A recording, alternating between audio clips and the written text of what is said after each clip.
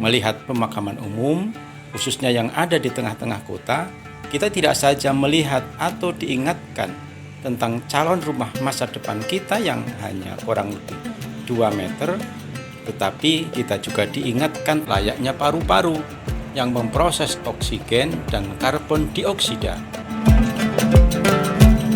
Pemerintah juga mewajibkan bagi para pengembang properti untuk menyiapkan 30% dari area yang akan dibangun.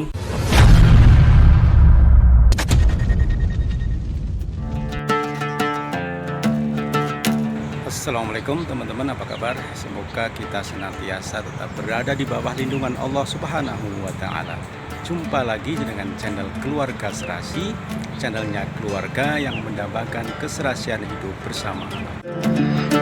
Teman-teman sekalian, pada kesempatan kali ini saya sedang berada di salah satu tempat pemakaman umum yang ada di tengah kota besar, yaitu TPU Karet Bifak, Jakarta. Melihat pemakaman umum, khususnya yang ada di tengah-tengah kota, kita tidak saja melihat atau diingatkan tentang calon rumah masa depan kita yang hanya kurang lebih 2 meter, tetapi kita juga diingatkan tentang salah satu hikmah dari keberadaan tempat pemakaman umum ini, yaitu sebagai ruang terbuka hijau.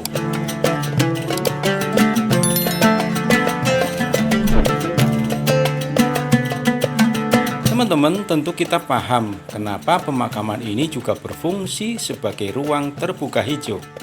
Sebab lokasi pemakaman benar-benar merupakan ruang terbuka dengan banyak pepohonan di sela-sela makam.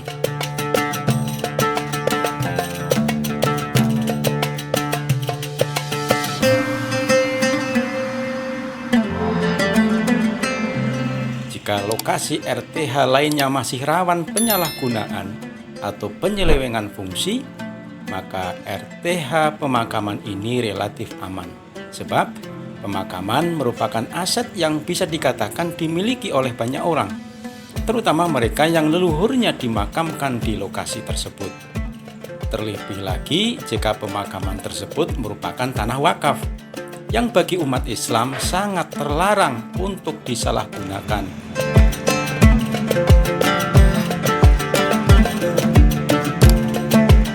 Teman-teman sekalian, keberadaan ruang terbuka hijau sangatlah penting, terutama bagi masyarakat yang tinggal di daerah perkotaan. Ia bisa disebut layaknya paru-paru yang memproses oksigen dan karbon dioksida.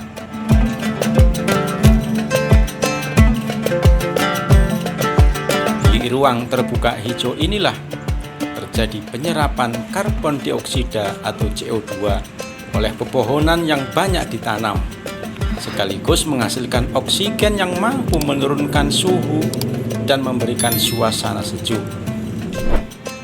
RTH juga berfungsi sebagai area resapan air yang sangat dibutuhkan oleh ekosistem.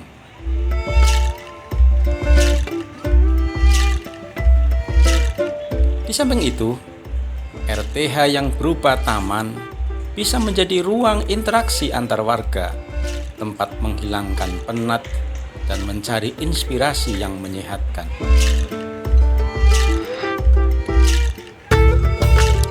Menyadari kepentingan dan manfaat RTH ini, pemerintah telah menerbitkan peraturan bahwa pemerintah daerah minimal harus menyediakan 30% ruang terbuka hijau dengan rincian 20% RTH untuk publik dan 10% RTH privat atau perorangan.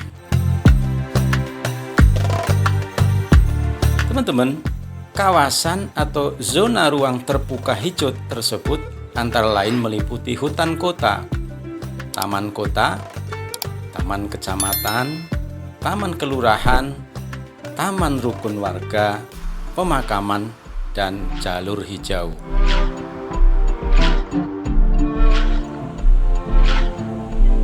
Terkait dengan pemenuhan RTH ini, pemerintah juga mewajibkan bagi para pengembang properti untuk menyiapkan 30% dari area yang akan dibangun harus diperuntukkan sebagai ruang terbuka hijau.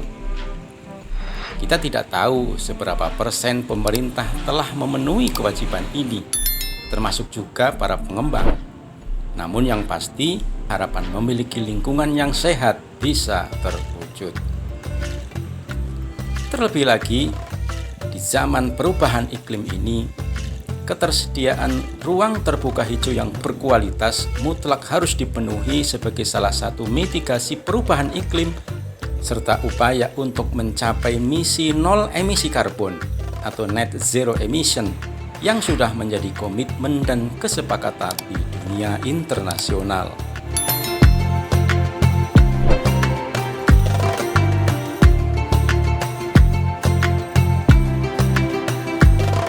Baik teman-teman sekalian, sampai di sini dulu edisi kita kali ini. Mari kita tingkatkan kepedulian kita terhadap kelestarian bumi kita ini dengan terus berkontribusi maksimal yang kita mampu demi kebaikan kita dan juga masa depan anak keturunan kita. Terima kasih sudah menyimak dari awal hingga akhir. Sampai ketemu di edisi yang akan datang. Wassalamualaikum warahmatullahi wabarakatuh.